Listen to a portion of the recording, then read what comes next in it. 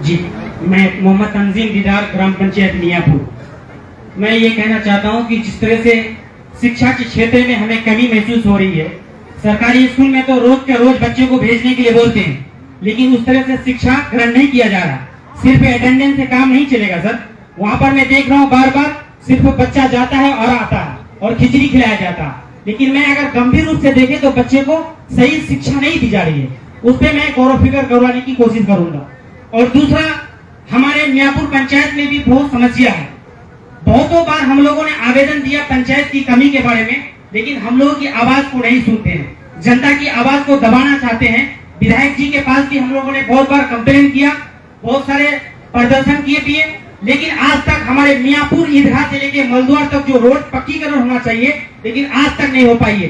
ठेकेदार आते हैं रोड पर और अपना बैठ मसाला वगैरह गिरा देते हैं, जो भी टेंडर होता है वो उठा करके लेके चले जाते हैं। धीरे धीरे आराम से बोले, हम लोग लिख भी रहे हैं, आपकी बातों को लिख भी रहे हैं। जी, कहाँ से कहाँ का सड़क बताया? मियाँपुर ईदगाह से मलद्वार चौक तक, विजयदास जी का घर तक 3 से 4 बार टेंडर हुआ शायद, वो तो कागजी तौर पर पक्कीकरण है जी, कागज पर तो पक्कीकरण लिखा हुआ है सर, लेकिन जब जमीनी शक्ल में देखा जाए तो वहाँ पर कच्चीकरण अभी भी गिरा पड़ा हुआ। थोड़ा धीरे धीरे बोलिए, आराम से आपकी बातें आ रही है। आप अपना नाम बताइए, वार्ड नंबर बताए थे क्या? Ward number? मेरा नाम तंजीम दीदार, ग्राम panchayat Miyanpur, ward number 9। Mobile number बता दो अपना। मोबाइल 7781585888। चलिए, आपकी बातों को लिखा गया है, मैडम के संज्ञान में भी आया। हम आगे कार्रवाई करने का प्रयास करेंगे और उसको सफल कराएंगे। Thank you sir. इधर से मेरा नाम इनायत है, मैं जिलाधिकारी अररिया हूँ। उन लोगों के लिए जिनको नहीं पता, कई बार नहीं पता होता लोगों को, तो ये जान लेना ज़रूरी है। तो आप हमारे कार्यालय समाहरणालय है आपका, चांदनी चौक अगर मार्केट देखा हो वहीं पर ऑफिस है, वहीं पर डीएम साहब बैठते हैं, एसपी बैठते हैं, जिले के जितने भी वरीय पदाधिकारी हैं वो बैठते हैं। अगर आपको कोई भी दिक्कत है तो आप वहाँ पर भी आ सकते हैं, लेकिन हमारा सफल प्रशासन तभी होगा जब आप लोगों को वहाँ आने की ज़रूरत ही नहीं हो।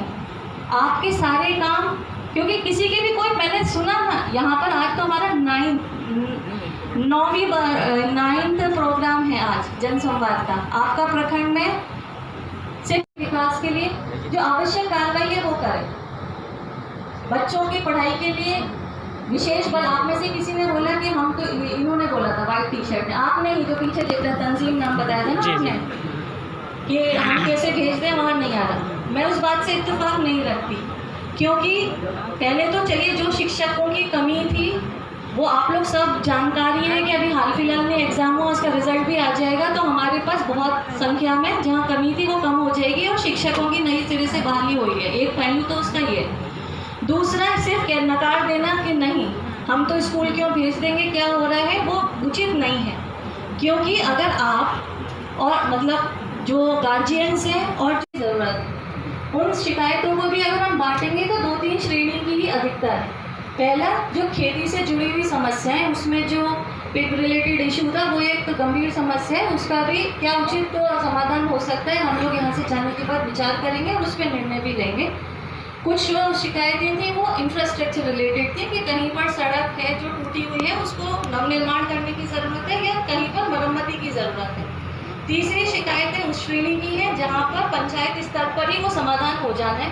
जैसे मान लीजिए कि किसी ने कहा कि शौचालय का पैसा नहीं मिला या आवास नहीं मिला, तो आवास मिलने के लिए भी अहर्ता है जो SCC सर्वे में हुआ होगा, अदरवाइज भी मुख्यमंत्री आवास योजना के अंतर्गत अगर वो पात्रता बिजली के बिंदु पर बात कर लेंगे। आप में से किसी ने कहा कि बहुत 15-16 बार लाइट कट रहा है, तो कार्यपालक विद्युत अभियंता है यहाँ पर, तो क्या है यहाँ पर अभी एवरेज डेली आता है लाइट, रात में गायब रहता है।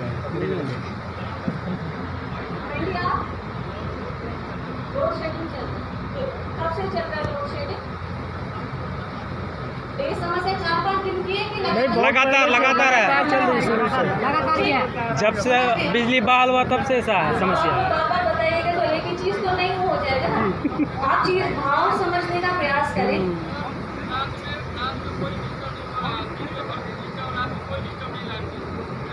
मुख्यमंत्री सोलर योजना के तहत है। 7 निश्चय योजना के अंतर्गत प्रत्येक वार्ड में 10 सोलर लाइट लगाने का प्रावधान है। सभी प्रखंडों में वो चुना गया है।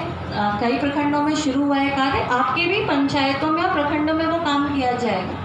हाल ही में हम लोग सिकटी गए थे, रात में ही 9, साढ़े 9, 10 बजे के करीब। सोलर लाइट से जो प्रकाश था उसके अपने अच्छे प्रभाव ये थे कि रात के 9, साढ़े 9 बजे भी बिल्कुल चहल पहल थी, रौनक थी गांव में। मतलब 50-55 किलोमीटर दूर है अररिया मुख्यालय से। बच्चियां आराम से घूम रही थी, जो छात्र हैं महिला और पुरुष आराम से पढ़ने लिखने के लिए वो बातचीत। आपको आज इस पंचायत में ही पीएचडी में विभाग ने जब अपनी बात बताई होगी तो बताया कि हमने शुद्ध पेयजल की व्यवस्था की। हाँ, ये ज़रूर है कि कुछ वार्ड या कुछ टोलों में कुछ घर छूटे हुए होंगे जहाँ पर अभी वो पाइपलाइन से पानी नहीं है, लेकिन ये कहना बिल्कुल गलत होगा कि कहीं पर भी हमको पानी नहीं मिलता। तो वो पहले की तुलना में सुधार है, जहाँ पर शुद्ध पेयजल आपको दिया जा रहा है। और जहाँ पर भी किसी कारणवश वो छूटा हुआ है तो उसका भी हम लोगों ने ना सिर्फ पलासी का, जिले भर की सभी जगहों की समीक्षा भी की थी। तो वहाँ उस छूटे हुए टोलों के लिए या वार्ड के लिए भी एक विस्तृत योजना बना के समर्पित कर दी गई है। और उसके बाद DRCC के जो कुशल युवा कार्यक्रम के तहत उन्होंने कुछ ट्रेनिंग पाई, सॉफ्ट स्किल्स की पाई। जब आपने वहाँ पर एडमिशन नहीं लिया था तो उससे पहले भी क्या आप उतना कॉन्फिडेंटली बात कर पाती नहीं? आप खड़े हो जाएंगे प्लीज़। इसलिए बताया खड़े होने के लिए ताकि सारे लोग देखें ये बच्ची कहीं और की नहीं है, इसी पंचायत की है। और जिस कॉन्फिडेंस के साथ आज इन्होंने बात की, वो कॉन्फिडेंस इतने सारे लोगों के बीच में बात करने से यूं ही नहीं आ जाएगा। वो एक स्किल सेट है। इन्होंने DRCC गए, कुशल युवा प्रोग्राम में एनरोल किया। एनरोलमेंट के बाद इनको ट्रेनिंग दी गई 3 सेक्टर्स में। और इसके बाद कोई देता है सूद के बिना लोन? तो ये योजना जानिए। आपके पास GMDIC ने आज जो बातें रखी, आपको लगता है कि और जानकारी की ज़रूरत है, कार्यालय में भी पता कीजिए, आप वेबसाइट से भी पता कर सकते हैं और इस योजना का लाभ उठाइए। आपके बीच में से ही ज़रूर इस पंचायत में नहीं है, लेकिन जिला में ऐसे बहुत सारे लोग हैं जिन्होंने मुख्यमंत्री उद्यमी योजना के बारे में जाना, उस योजना का लाभ उठाया, अपना एक रोजगार विकसित किया और खुद रोजगार और आत्मनिर्भर बन के बाकी लोगों को भी उससे जोड़ा। और दूसरों को भी हम जहां खुद नौकरी करते थे फिर हमने अपना व्यापार बनाया और हमने 2, 4, 10 लोगों को नौकरी पर रखा। तो ये बताने का उद्देश्य यही है कि आप बात कर रहे होंगे उस विद्यालय में कुछ कमी होगी, स्पेसिफिक बताएंगे, उसका भी निराकरण किया जाएगा।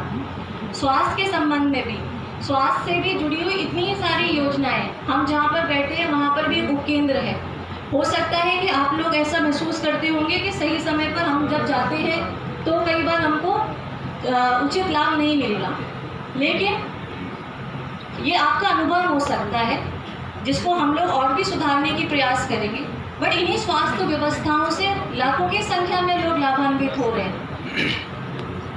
PHC से लेके सब सेंटर से लोगों को अपनी बात भी बताई, आपकी बातें भी सुनी और कैसे उन समस्याओं का निदान हो सकता है, समस्या क्या है, किस लेवल पर होना है, उनको भी जाना।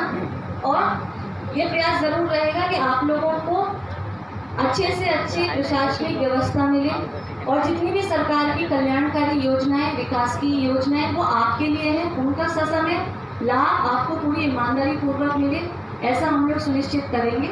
और अपने पदाधिकारियों से भी यही निर्देशित करेंगे कि जितनी भी समस्याएं आती हैं उनको आप बिल्कुल लाइन लिस्टिंग करें और उनको समयबद्ध तरीके से उनका निराकरण करें, ताकि इस कार्यक्रम का जो उद्देश्य है उसका सफल हम लोग हो सके। बहुत धन्यवाद, थैंक यू। धन्यवाद मैम, आप सभी लोगों को अपनी बात भी बताई, आपकी बातें भी सुनी और कैसे उन समस्याओं का निदान हो सकता है, समस्या क्या है, किस लेवल पर होना है, उनको भी जाना। और ये प्रयास ज़रूर रहेगा कि आप लोगों को अच्छे से अच्छी प्रशासनिक व्यवस्था मिले और जितनी भी सरकार की कल्याणकारी योजनाएं, विकास की योजनाएं वो आपके लिए हैं, उनका ससमय लाभ आपको पूरी ईमानदारी पूर्वक मिले, ऐसा हम लोग सुनिश्चित करेंगे। और अपने पदाधिकारियों से भी यही निर्देशित करेंगे कि जितनी भी समस्याएं आती हैं उनको आप बिल्कुल लाइन लिस्टिंग करें और उनको समयबद्ध तरीके से उनका निराकरण करें, ताकि इस कार्यक्रम का जो उद्देश्य है उसका सफल हम लोग हो सके। बहुत धन्यवाद, थैंक यू। धन्यवाद मैम, आप सभी लोगों का